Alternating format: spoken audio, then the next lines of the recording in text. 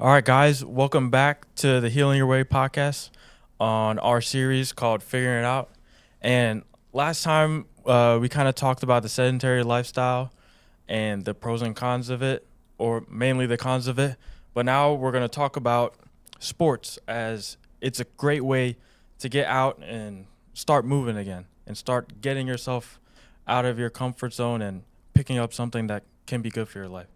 So I guess we're just going to go straight into our experiences and the sports that we played and how it's really like affected all us.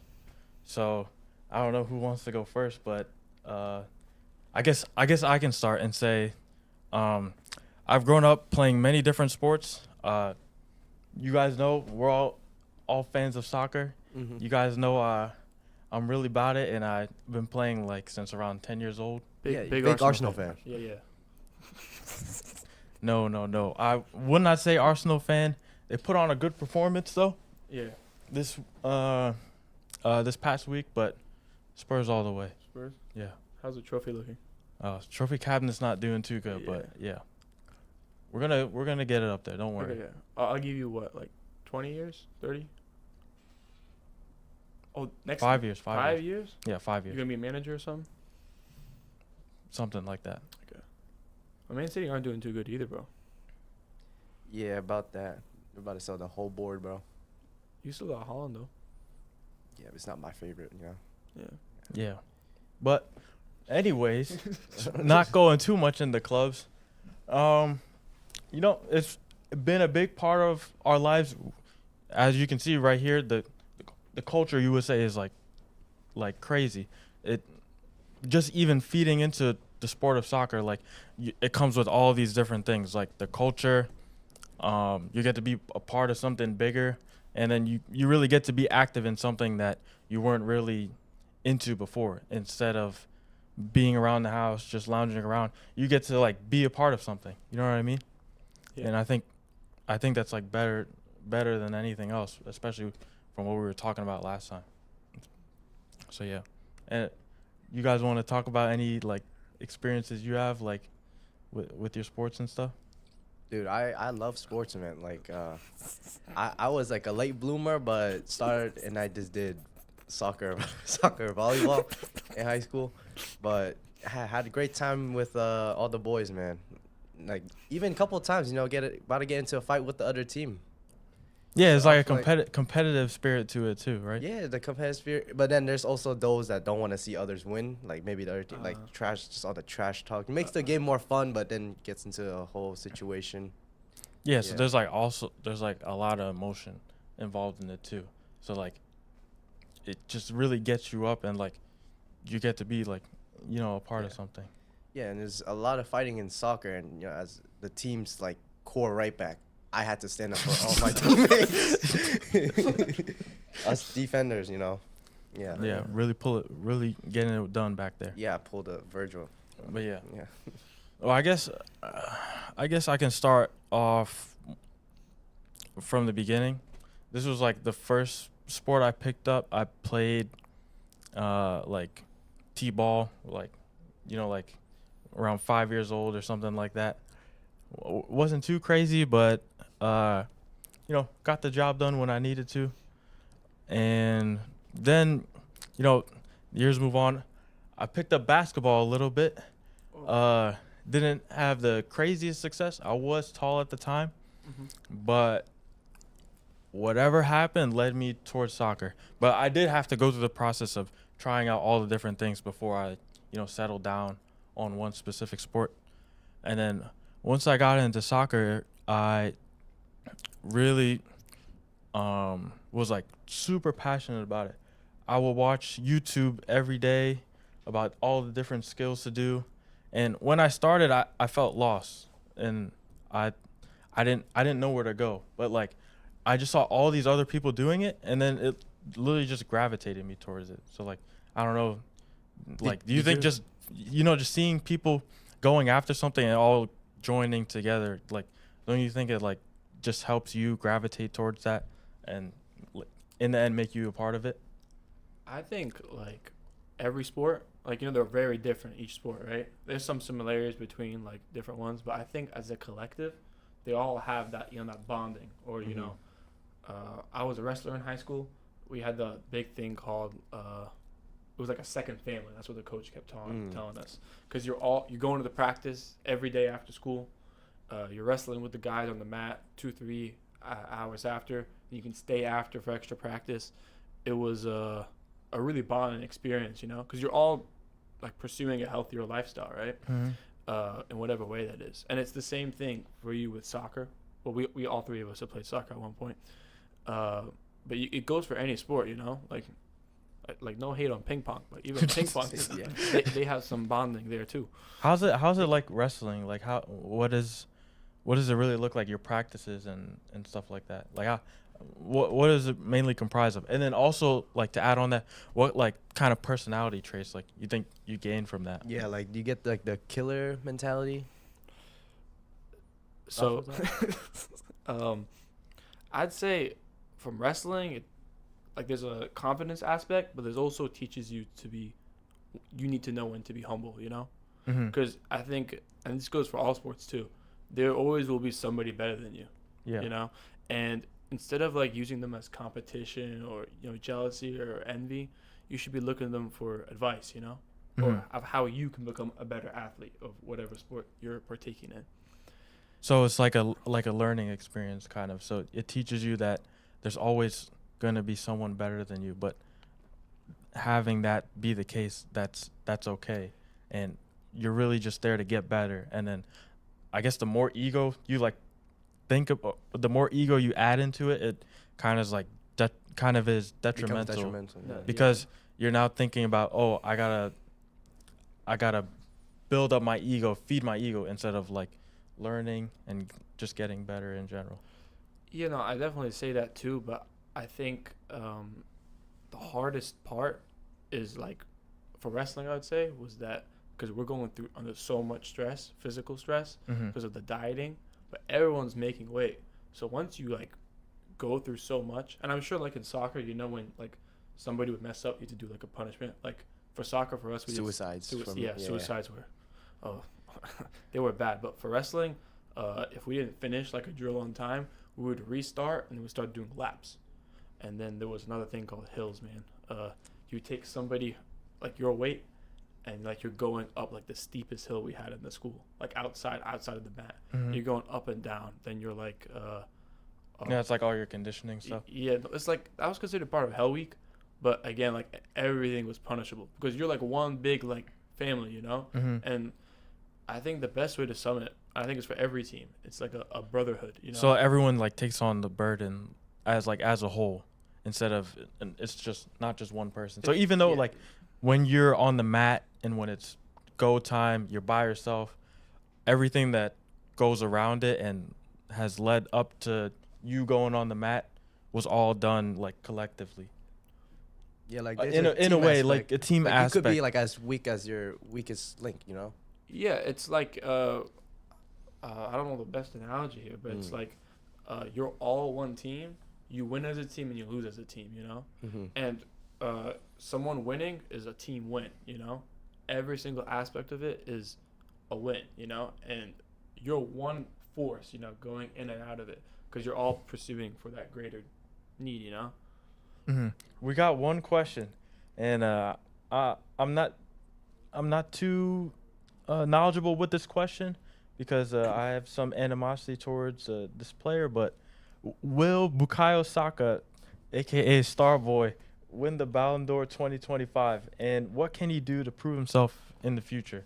Well, all I can say just before we start, I work with Chelsea fans and Tottenham fans, and it begins and ends with Starboy. He is England's biggest future star. I think he is England's national treasure. We used to have Queen Elizabeth II, but now we have Starboy. That's how we've grown. Like as a native Englishman myself, I can say that I know England and the future of football is safe with Bukayo Saka in his hands. So to answer that question, I think he's gonna win the next 3 Ballon d'Ors.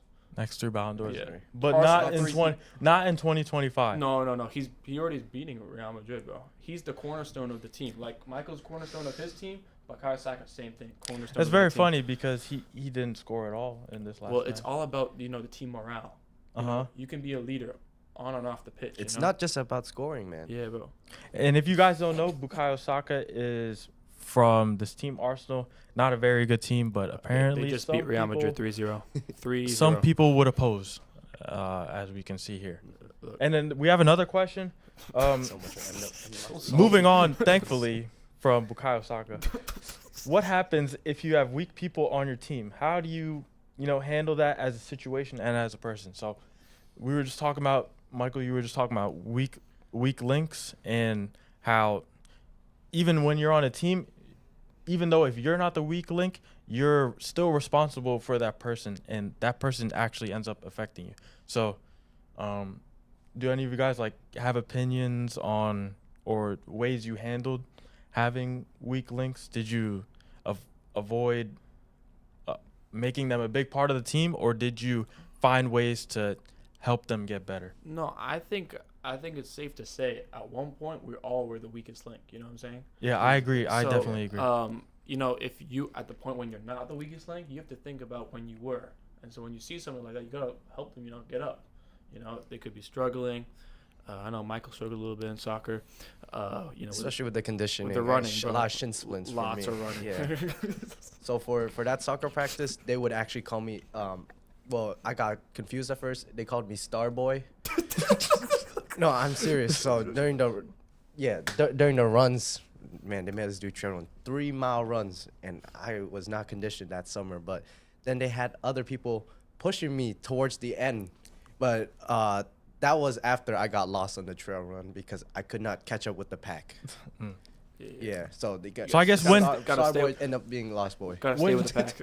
When you were the weak link, right? Yeah. What could someone else have done on the team that would have, I don't know, comfort you or helped you to be better? Was there anything that anyone has done to help you when you were the weak link? So when I was the weak link, because I mainly joined soccer just to play with all my friends because they really encourage, and we were all just like already out playing in the field. Might as well join the team. So we would all share like our own problem situations, maybe goals. So especially during those hard runs or like hard scrimmages, we'd all like yell. Like there's times for emotions and times not for emotions. So just encourage each other and just get through the hardship with each other. So do you think a positive attitude towards helping you in ways like giving positive feedback or providing recommendations instead of just harsh words like being thrown at you like during the game or whatnot? Do you think it had an impact on which players took the more positive attitude route Yeah. or the negative attitude route? And what do you think came from like both of those like experiences? Yeah, I think it really depends on the person, but like even I know for like our team as a collective, we all knew like harsh comments were like crucial for development as a player. And we just all really took it to heart, and after every game, whether it's a win or loss, there's always a discussion at the end just for the team bonding, and we just continue on to the next one with a better mindset. Yeah, so the thing with the weak link is that it goes back to the ego thing. When you're the weak link, of course your ego can't be up to the sky because you're the weakest link. Yeah. But also you must have a strong mentality as well, because since you're the weak link, you have the most to learn. And by throwing away your ego and realizing that there's a lot of stuff you don't know yet and that you can learn, I think it really helps you digest all the criticism that comes your way. And instead of seeing it as a threat or an insult, you take it as more of what it is, because it's just there to help you. It's not really there to put you down in any way. And some people can be really condescending. Depends on the coaches or your teammates that you have. Yeah, But- or others would like sugarcoat things. Yeah, but you don't even have to take it that way. Yeah. Say if someone is still being really condescending, you can still think, what did what did I do to make them have these feelings or this way to me? If I played incredibly, that wouldn't have been the case. But maybe there's something else for me to improve. So I guess that kind of opens your eyes a bit and lets you know that, oh, I can be doing this. And if he's really getting on me for this, it's maybe like a problem in my game. So I guess for the weak. Yeah, and I feel like it's really like a positive thing, because sometimes you might even have, like, in sports, you might have those other teammates that are like really, really, really stubborn. Like, they do not see, like, you know, like the weaknesses in themselves, and collectively everybody's trying to help that person, and it just, like, sometimes it just doesn't end up well, you know. So yeah, it can really make or or break. break you. Yeah. Yeah. I got a question for you guys. So Yeah. what would you say is, for someone who is the weakest link, right? What is like the mentality they should go with? You know, like what's their mindset should be? You know, their ego's not at the highest, obviously, but what do you think they should be going through their head? Because they know, actively, you know that you're like not the best on the team, but you, like, the thing you can't let is like you let your own thoughts dictate like the path you're gonna take, saying that like, oh, I'm not worth it, I'm not should be on this team, you know, because that's what happens to a lot of athletes and why they quit a sport. Yeah, that was even part of the reason. I mean, something that was prevalent through my journey with soccer as well. It's really hard when you're taking in all these thoughts from everyone else, and then it kind of funnels in and feeds into your brain, and sometimes they kind of convince you that you're not good or you're not enough.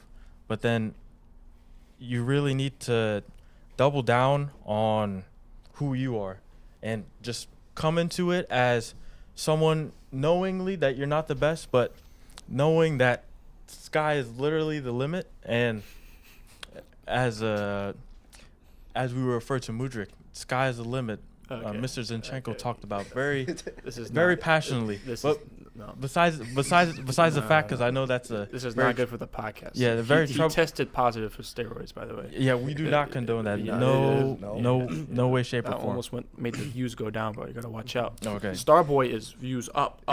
Okay, then let's track back a bit. So, someone coming in knowing that they're the weakest link, the mindset that they need to have is not to be ignorant of what other people have to say, but like I said before, to take it in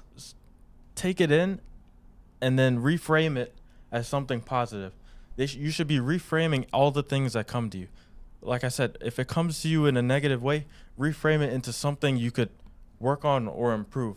And the thing is, it's so much easier said than done, because all the pressure that you have, performance pressure, and everything that relates to it. So you really have to create a belief. And I think once you really have a strong belief, there's nothing that can really put you off in any way, because as long as you have even if you don't have a full picture or you can't really comprehend how you're going to look like in the end, as long as you have the belief and you can like pinpoint your energy in a certain way. It's about the foundation, right? Yeah, that's what I'm saying. If you have a strong foundation of energy and belief that's going to push you a certain way, there's nothing really that can block you. Of course, you're going to have obstacles in the way, whether that be teammates, your recent performances, or something like that.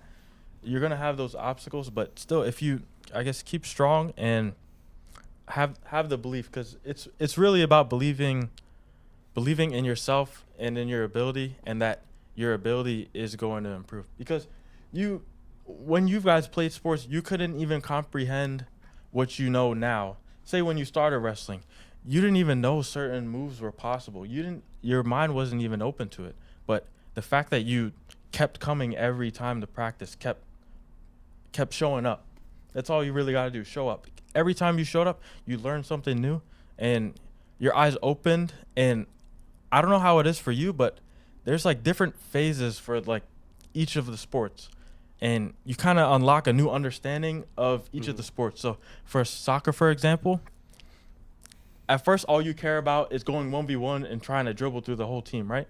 Then that's first part is all technicality, how good your technical skills are with your feet, your hand-eye coordination, and all the basics, right? But then you start going into positioning, and that's another level step up, right?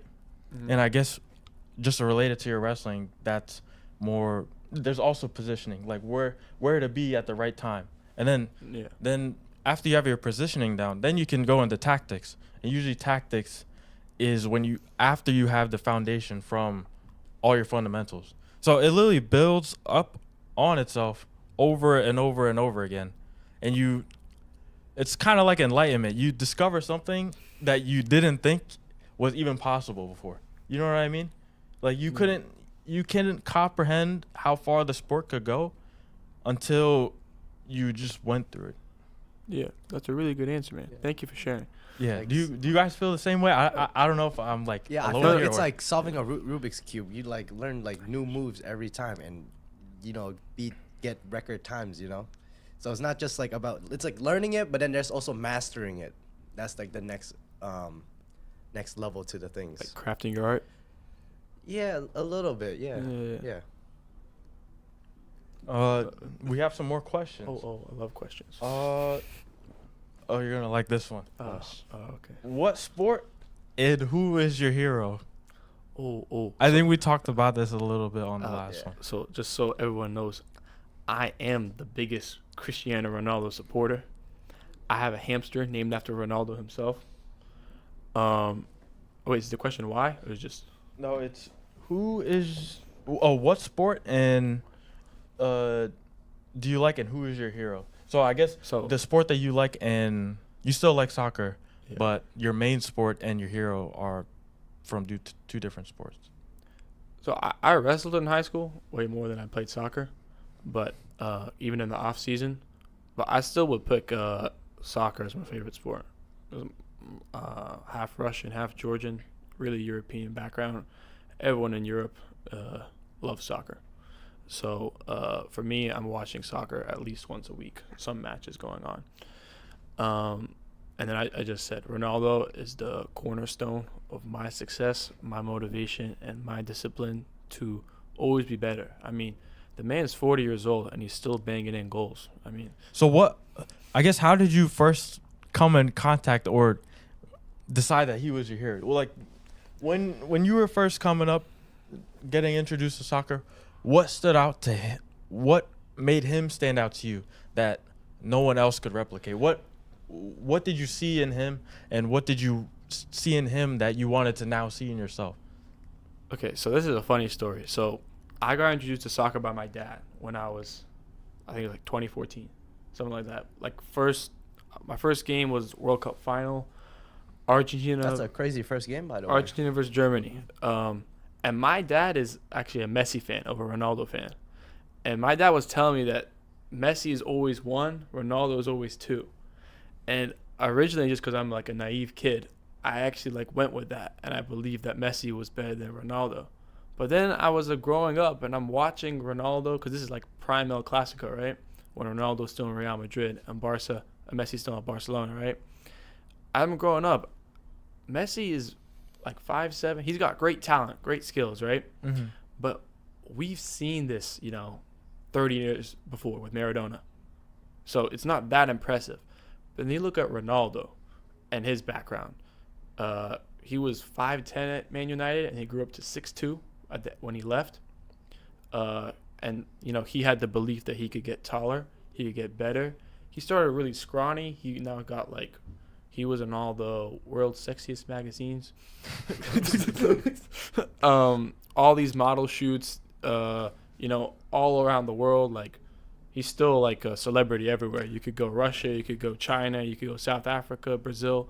You're going to find Ronaldo somewhere. So I guess he, in a way, expanded his image past just soccer. But the thing is, what I'm saying is that because he's like the most followed person on Instagram, right? Uh-huh. His influence is just beyond comprehensible. Because, I'm 20, but there's kids who are probably 13 that are still looking up to Ronaldo. Because It's generational. it's literally he's because I was saying it's not replicable what he could do. He's just a machine made for success. And And you know, people can say like the media covering Messi and all that. I don't want to get into the whole Messi Ronaldo debate, but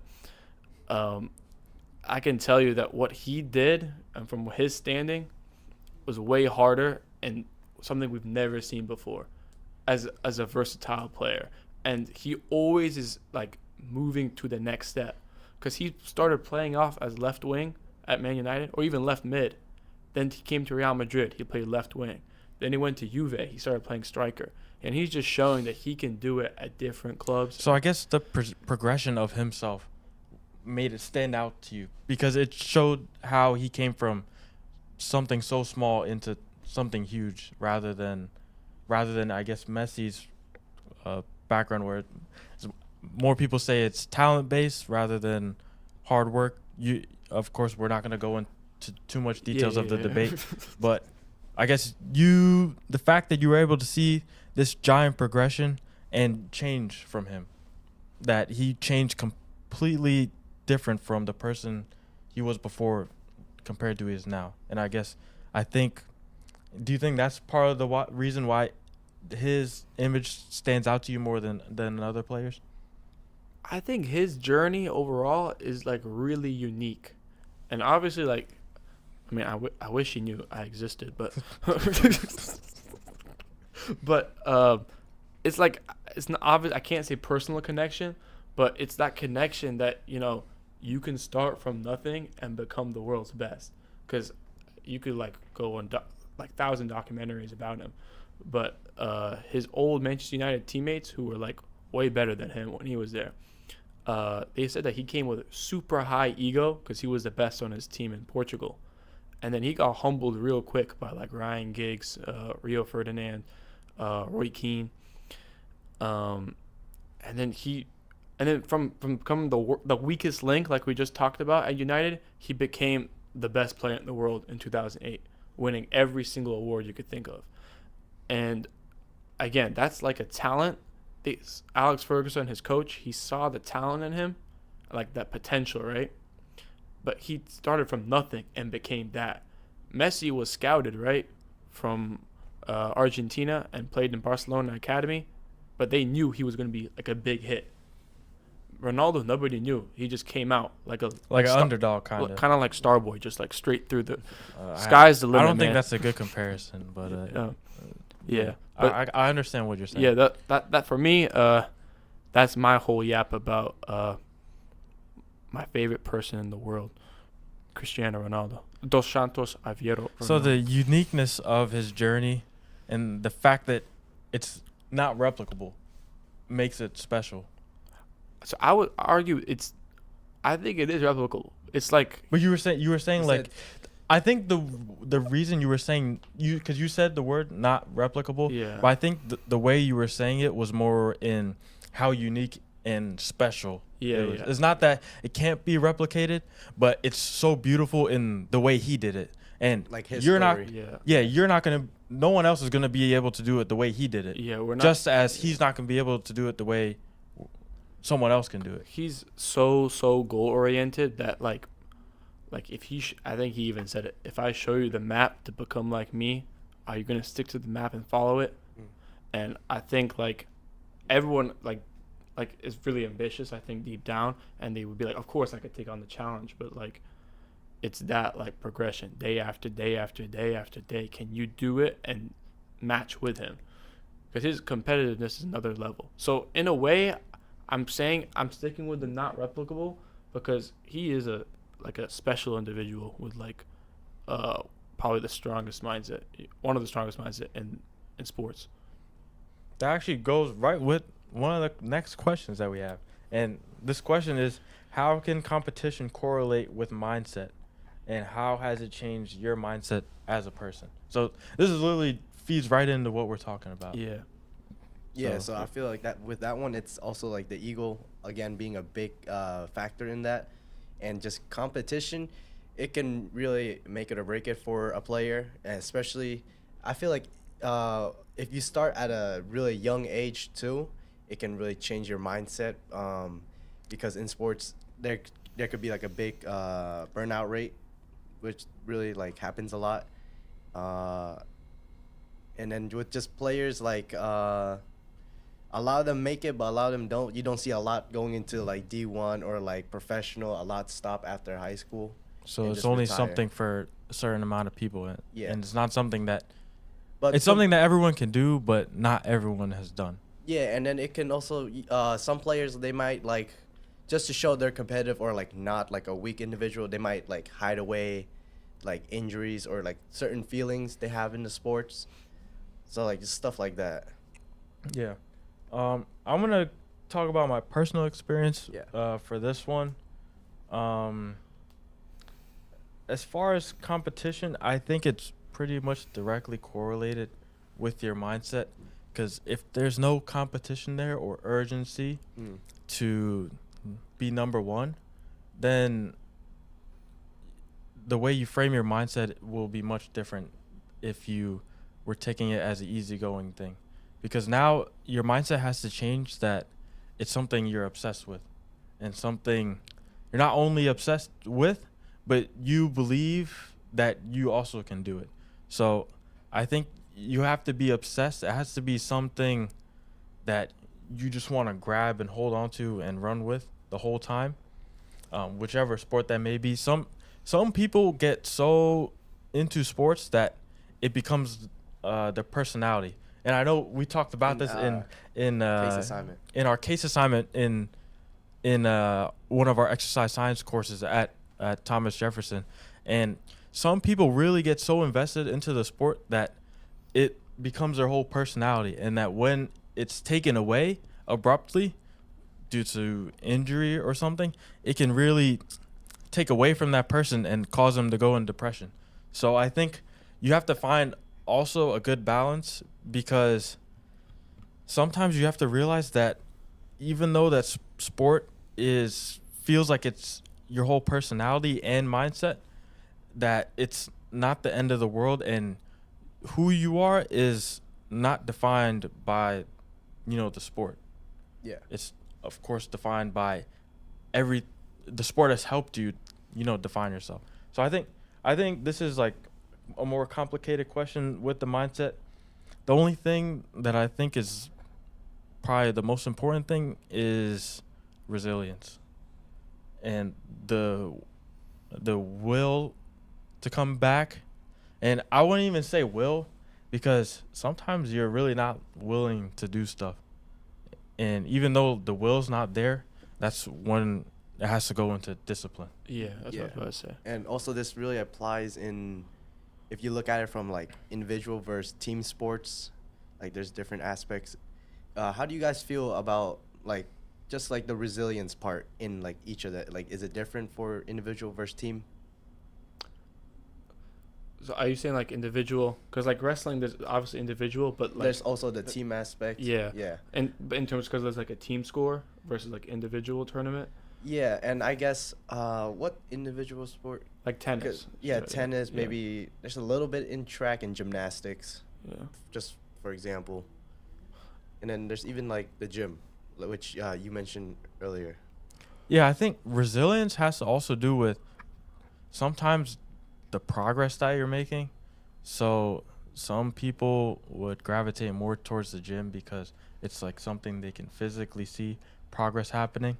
Yeah. But I think it's also important, and it's even stronger, to go at something when you don't even see any progress, or you're just stuck. You feel like you're stuck. So I think it really depends on each sport, but sometimes even in bodybuilding or lifting weights, Yeah. you'll find like a sticking point where you feel like you're not making any progress at all or Yeah. anything.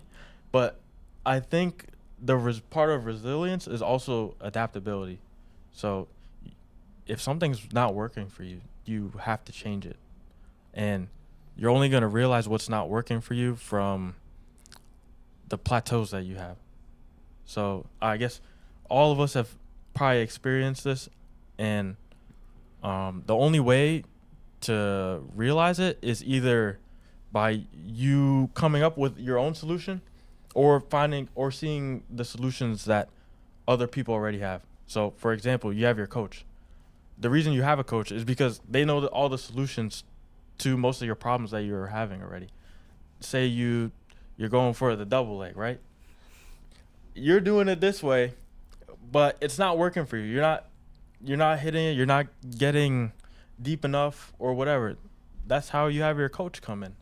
And I think another big point about sports is mentorship and the relationship between a teacher and a student, because I think that relationship is very valuable. And I've learned so much, but just through mindset and through everything from my mentors. So, what are you guys' favorites? Sport and your hero. I know I shared mine. So. Yeah, I was gonna say Ronaldo too, but I really, you did an amazing job. Thank you. Yeah, but probably second on that list. I just recently started watching this is the UFC, and one of my biggest hero in that is Alex Pereira. So and just his whole come up the story, starting from kickboxing, going into the UFC, and his What's his favorite saying? Shama no Shama. What does that mean? It means like it's kind of like let's do it. Oh, let's go, right? Let's go. Let's do it. Or yeah. like don't go. Yeah. Is that the no shama? Yeah, it's just a really like easy phrase, but it just gravitates a lot of the fans' attention just because maybe it's in Portuguese. But Yeah. just crazy story of him working at a tire shop and then coming up becoming one of the best fighters in the UFC, and also thanks to that in a lot of sports too, the rivalry and beef in sports. So it was for him in that case was like him versus Adesanya, and how he beat Adesanya, and Adesanya was one of the greatest at the times, and then he just called him out in an interview and just said, "This is just some drunk guy who is just gonna reminisce and like just be oh, I beat that guy once, but he'll really never amount to anything." Oh my God, we just got a dono, guys. Oh. $20. Oh. I think that's the biggest the dono biggest we one. ever got Oh on my his God. channel. W chat. So, thank you to MP4 Shama. Change. Thank you. Thank you so much for the dono. All right, now back to what we were talking about. We were talking about heroes, right? Yeah. So just the come up and then getting into that ring, because that octagon is there's like levels when you want to become a fighter, but then you realize sometimes you're in too deep. But he went all the way through, and he's not even if you look at Brazil, there's the favelas, which as like maybe like an audience in the US, you might think that that's like really really bad, but he was another level down, and he was in the tribes of Brazil. So from there all the way up to being champ. Yeah, so it Yeah. shows his like progression also. It's Yeah. all about the journey, not the destination. You know. Yeah. That's I your still favorite put saying? Ronaldo above him though. Hmm? I still put Ronaldo above Yeah. him. Don't worry. Got you. What about you, Sahan? Mine, I'll just keep it short and sweet. Although he uses steroids, my favorite Okay. player of all time Alright. is Mudryk. Okay. His blonde hair is so beautiful, put Like a- into a Like a perfect slick back. stallion. Okay. And that guy in FIFA, he's the best player I've ever played with. 0 Yeah. out of 10 rage bait. That's all I gotta say. Mudryk, Yeah. I hope his suspension, is he still suspended? Bro, he's never playing football again, bro. Okay. Trust me, we'll get him back out there, and he's gonna be better than ever. But yeah, that's all I gotta say What for that. lies behind your, your deep-rooted love for Mudryk? I think because I scored like 3 goals on him against you in FIFA, and I was like, this guy is sky is the limit, as Mr. Zinchenko said. So it was really easy for me. I just had a clear 3 goals is pretty insane. Insane. So, and that day took a toll on you. So I Hard think to come back. yeah, it was top pretty hard to 3 come back worst- from. As Real Madrid, 3-0.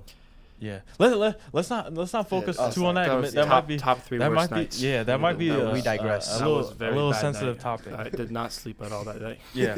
All right. I think we got a couple more questions on here. What type? The next question is, what types of competition have all of you guys faced?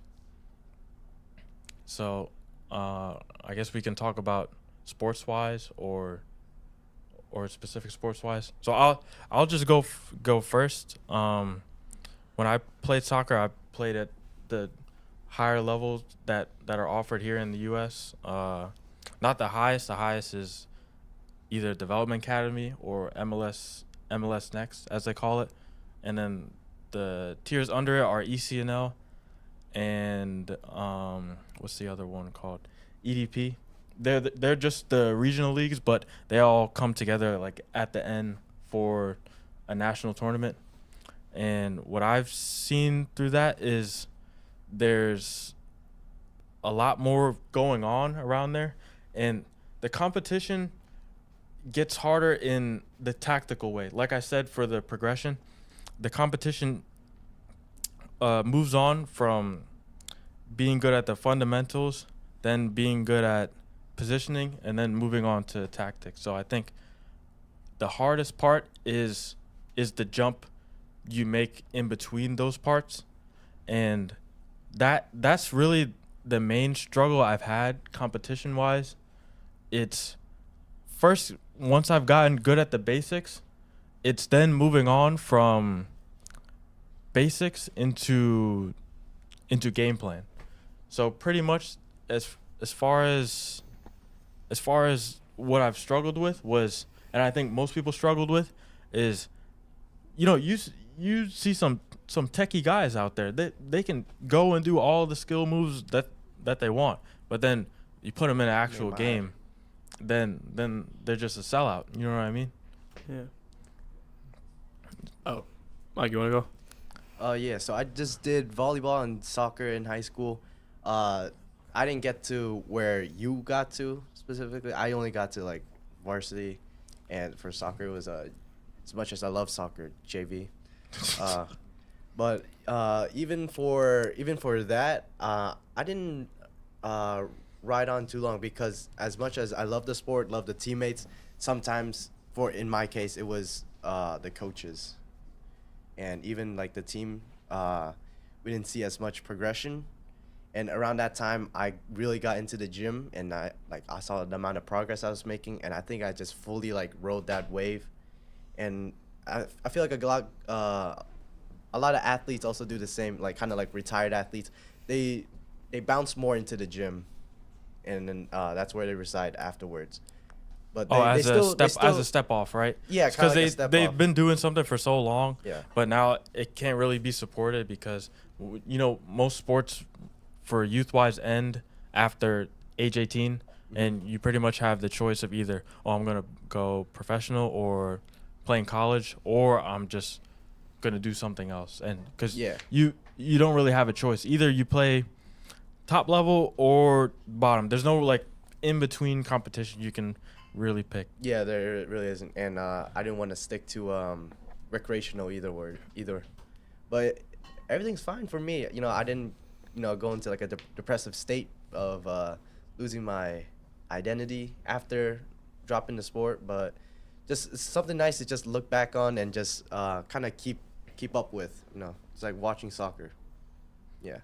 I heard you were pretty good at wrestling though. Yeah. And I guess I don't know exactly what your career fell down because of, but did you feel like any type of specific way after you officially ended your career, and do you wish it would have turned out differently? Do you wish you would be playing or be wrestling in college right now? Or what happened? Was it an injury? Or do you think it had its place and I'm okay with it, and I'm okay that I've moved on from it now?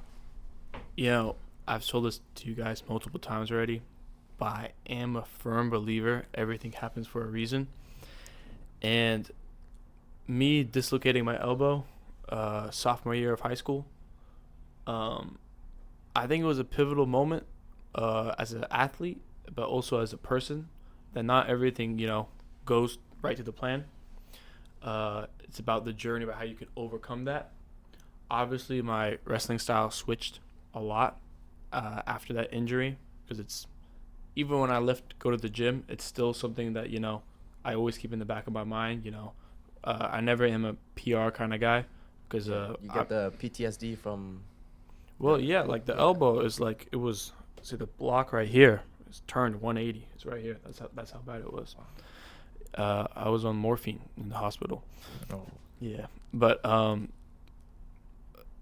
would say, like, I think it helped me, grow. I think I'm grateful that it happened to me now as a kid with all the support I had, rather than if I had gone College State. I think I would have really fell down, because then at that point, when you become a College State athlete, these guys, that's all their life is about, on the mat, off the mat. It would be the same thing for soccer, don't you think? Yeah. So I guess I guess that decision is the same for pretty much any sport. But what do you think is a good way of making that decision? Because I know people get really pressured by a lot of external factors. For example, sometimes if you've been playing a sport for so long, a lot of money's being put into it. Yeah. People will start saying, oh, you put so much money into this sport, you've been playing for so long, now you're just going to quit. So, but sometimes people need to quit to be open to and make time for other things. So my question, I guess, to you is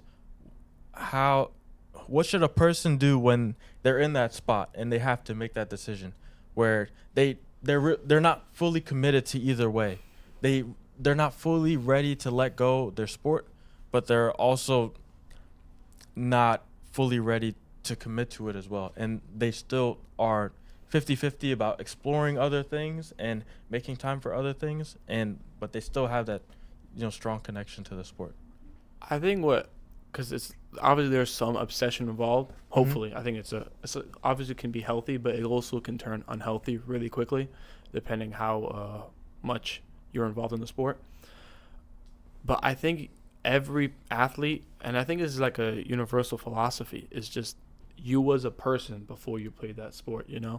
You lived your own life. You wasn't thinking about or stressed about the next match, the next wrestle off, whatever it might be, the next practice, right? You lived your life without thinking about that very next step. And although, some traumatic injury might have occurred, you have to know that life, it will move on, Yeah. It's just, you could circle back to, I know this is not what it's about, but like relationships, it's like the same thing, and it's the same thing even about like in academics. You get a bad grade, right? You're the same person before or after. Maybe you're a little bit sad, you didn't get the grade you wanted, but you're still the same person. You lived your life before the exam, and you're gonna live your life after the exam. And obviously, some people only played one sport. Like I know you played lots of sports growing up, and so did I, and yeah, you too. But some people only have one sport, and that's the hardest part, is that they're gonna have to find that new hobby or talent, whatever it might be, because it's like leaving something in the dust. But it's like you shouldn't be upset that it's gone. You should be happy that it happened. Yeah. And that you had your time having that fun in whatever sport or activity you were involved in. Yeah, so I guess what you're saying is if you're having those feelings and it's leading you towards a new chapter, I guess, then it's really up to you to decide, and you kind of have to put away what everyone else is thinking and just go with what your gut instinct is. But I guess also another case is when say if someone's really super passionate about it, but everything is just driving them away from it. Do you think it's a sign telling them, hey, this is not for you? Or do you think it's just another obstacle for them that they have to overcome to get even higher? Because, that's also a factor in it too, because some people really out there doing this stuff every day, and they live and breathe it, but they don't have the same results as some other people who have done the same, if not even less work than this person has done.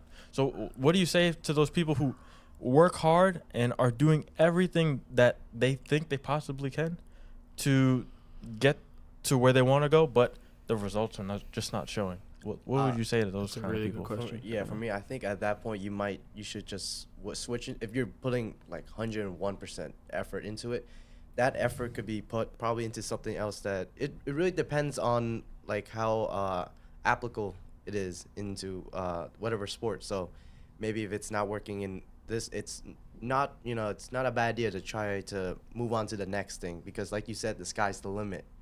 You can there's always time to try out new things. But say like someone really is not open to trying new things, and that's really what they want to double down on, and it's like a non-negotiable for them, but they're still not seeing success, I guess. Yeah, non-negotiable.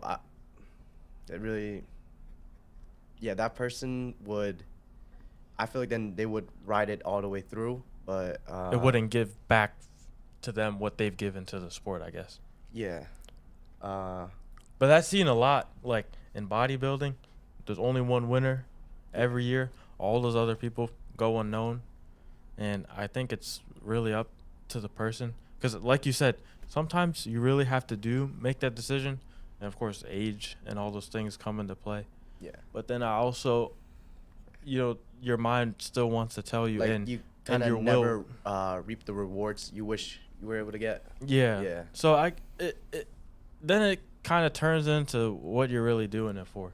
Are you doing it for the reward, or are you doing it for the enjoyment, or are you doing it for the chase? Like, what is your purpose for doing it, I guess? But if you really think about it, right, this is someone's like life right now. Like think of it like a pro like soccer player right now, Mm-hmm. like Ousmane Dembele, who was injury after injury after injury after injury, and now he finally has a good season popping off. And I remember, like, I'm not gonna lie, I was one of his haters. Mm-hmm. I was saying like, oh, this guy, his best friend's the ambulance, always going out, Mhm. because he was supposed to be replacement for Neymar at Barca, Mhm. and he flopped. And he was a big star at the beginning, but Yeah. he just was unfortunate. It's not like he was a bad player. Yeah, like it's like everything Yeah. you're putting in so much. The quality is there, but it's just unfortunate circumstances that have been coming your way. But then, he pushed through that, Popped off, and now he's yeah, popping off right yeah. now. Still in knockout stages of Champions League, and I guess it really depends on you, and it depends on everything like going around you. So some people say, I think GSP said, George St. Pierre, he's a UFC fighter. I think he's in the Hall of Fame, and he's a former champion. He's super successful. He said for fighters, he sees fighters come in and out all the time, and some of them put in crazy amounts of work, but they still never see the success. And he sometimes gives input to them and tells them, oh, you got to hang up your gloves. But it's really hard for them to hear that. And he added on to his perspective and said, for you to become a UFC fighter, and in the way that he has, all the stars have to align. Everything had to happen perfectly for him to be as successful as he is. So I guess he's basing it off a luck factor too, Yeah, I feel like and a will factor. big So gamble. even if you have the will factor, it kind of shows that it's something else might be missing. But I think luck, is Yeah. big, really like a- big factor. yeah. Like I think in every successful person, there's that factor of luck. Because if you don't have luck, like anything can happen. so I guess to be more lucky, you kind of have to position You have to yourself put yourself better. in that lucky position. But it's like that luck. It comes to you. It's not like that you earned it. You just attract it because all your hard work was. It goes back to the resilience stuff. If you're gonna keep going at it, all it takes is one shot. Mm-hmm. Yeah, I think it depends on where you put yourself, and even though luck is a big thing, I think the more you believe about it, the luck factor kind of goes along with it, because some people just do things purely out of passion, and then they can't really focus it somewhere. They do it every day, and they're obsessed with it, but they're not really able to force their energy all towards a certain goal. So again, that kind you of guys ever read like the Law of Attraction? Because a lot of athletes, they like really like preach about it, and like what you're saying, like as much like hard work as you put in, as kind of like if you can't imagine yourself in that like position, whether it's luck or like gambling to be in that position, that you'll never get it. You have to like really attract like that. Yeah, version of yourself. I agree. That's why I think it has to do with belief, Yeah. and I think belief is, at least for me, belief and prayer has been like one of the main ways that I've been able to attract things towards myself.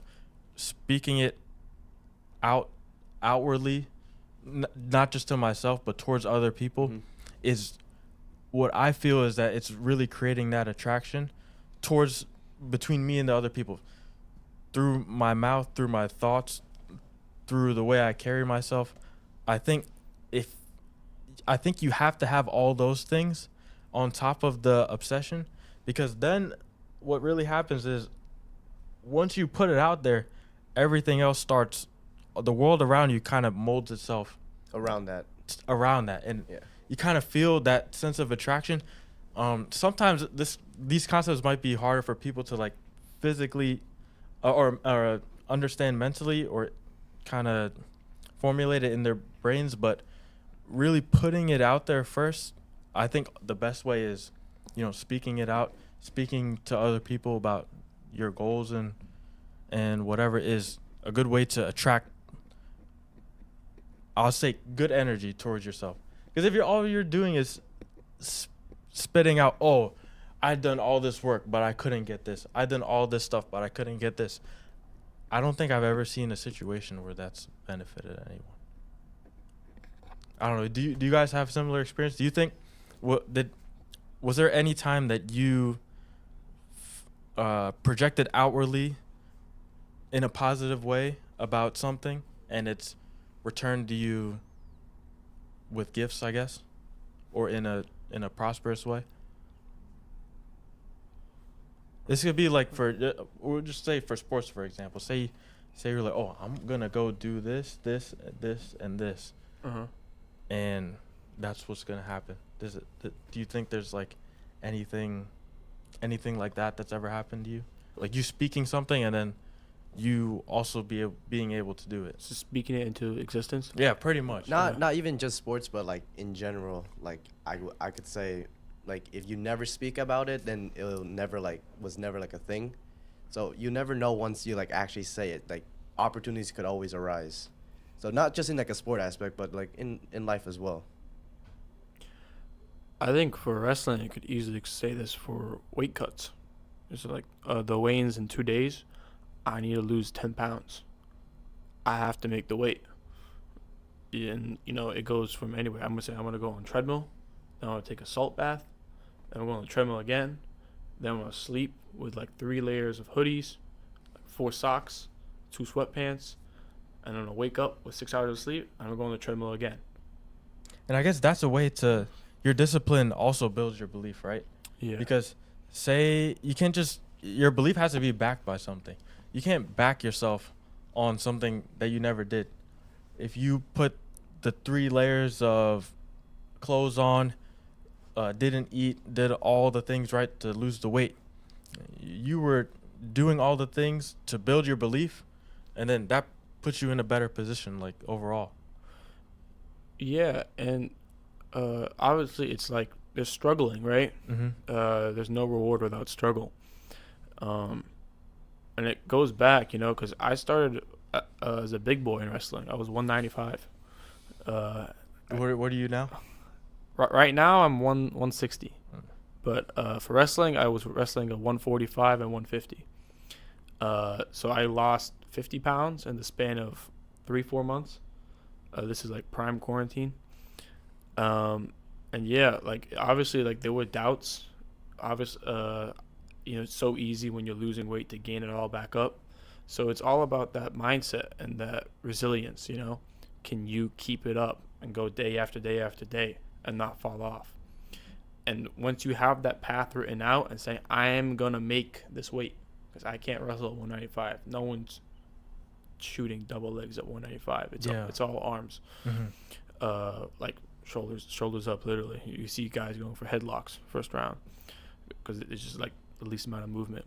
And that's who I did not want to be with, like, for the rest of my career at 195. I told myself I can make it down to this weight and compete at this weight, and try to be the best version of myself at that weight. Yeah, so I guess the order of from what we said so far, I guess it starts with your resilience, and then the fact that you keep coming back day after day fuels your belief. And then how we were talking about how resilience doesn't always get you where you want to go. You have to also feed the belief. I think once you have the resilience, you're able to feed the belief. And then once you have the belief, you're able to express that belief outwardly. And then that goes back to the law of attraction. That's going to push you or pull you towards where you want to go, rather than you just having to fight against it. So I think that really sums it up. But I think that's all we got for today. Thank you guys for tuning in. Thank you, Alex. Thank you, Michael. And thank you guys so much for the donation. It really means a lot to us. We just really want to spread our message and give you guys the best information and things that we know based off our personal experiences. So any last words for you guys? Thank you for having us. Everyone. Thank you, chat. Thank you for the donation. Your support is much appreciated. And we'll